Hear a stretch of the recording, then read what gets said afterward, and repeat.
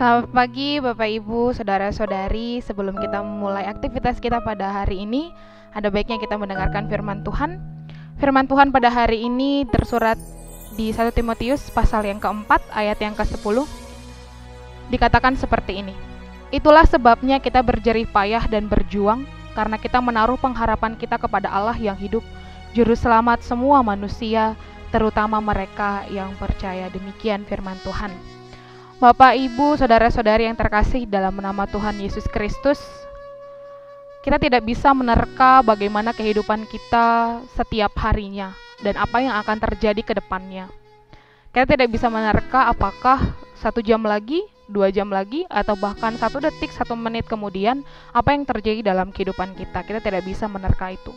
Bahkan mungkin pada hari ini ketika kita akan mulai aktivitas kita tidak bisa menerka apa yang akan terjadi pada hari ini. Apakah ada hal yang menyenangkan atau malah sebaliknya ada hal yang melukai, ada hal yang menyakitkan, atau ada hal yang mengecewakan yang terjadi di dalam kehidupan kita.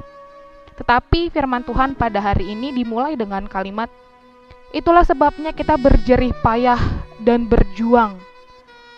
Ada satu dosen yang saya kagumi pernah mengatakan bahwa orang Kristen itu gak boleh cengeng. Orang Kristen itu harus kuat. Orang Kristen itu tidak boleh hanya mengeluh atau bahkan bersedih atas apa yang terjadi dalam kehidupannya. Misalnya ketika ada hal yang menyakitkan, ada hal yang mengecewakan, lalu kemudian dia merasa bahwa dia ditinggalkan, lalu kemudian dia kecewa terhadap Tuhan, lalu kemudian dia pergi lari atau bahkan berbalik dari jalan Tuhan. Tetapi bahkan firman ini mengatakan kita memang harus berjerih payah.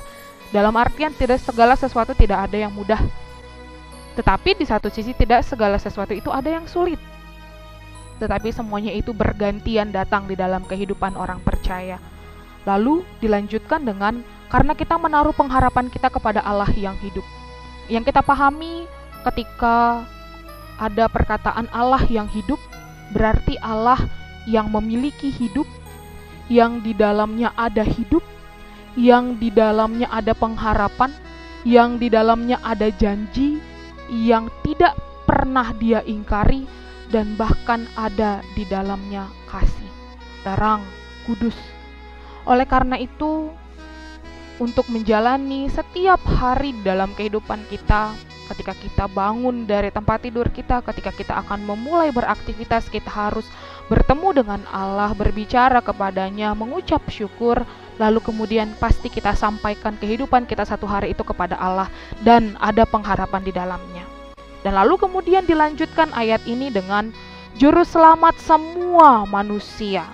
Allah yang hidup, yang sudah bangkit itu memang adalah Juru Selamat semua manusia.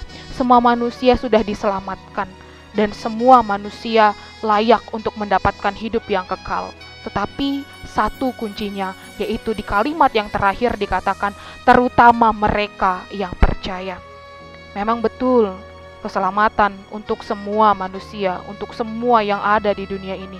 Tetapi bagi mereka yang percaya, syaratnya cuma satu Bapak Ibu Saudara-saudari, yaitu percaya saja. Kalau misalnya kita percaya, maka pengharapan itu akan ada. Tetapi kalau misalnya kita berpengharapan terhadap apa yang tidak kita percaya, itu tidak ada yang namanya pengharapan. Tapi ketika kita percaya, di situ ada pengharapan. Ketika kita mau berharap terhadap Allah, berarti di situ harus ada rasa percaya dan penyerahan di dalam Allah. Kita mau mencerahkan kehidupan kita ke dalam tangan Allah. Terutama kita akan memulai aktivitas pada satu hari ini, kita mau serahkan ke dalam tangannya yang kudus, kita mau meminta pertolongan, kita mau minta pemeliharaan, dan kita mau meminta kasih karunia Allah.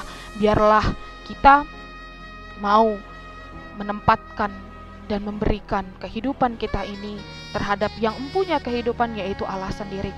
Biarlah dia yang berkuasa, biarlah kehendaknya yang terjadi di dalam kehidupan setiap orang yang percaya kepadanya. Asal kita mau percaya, asal kita mau berjerih payah, maka di situ ada pengharapan. Selamat beraktivitas. Tuhan Yesus memberkati.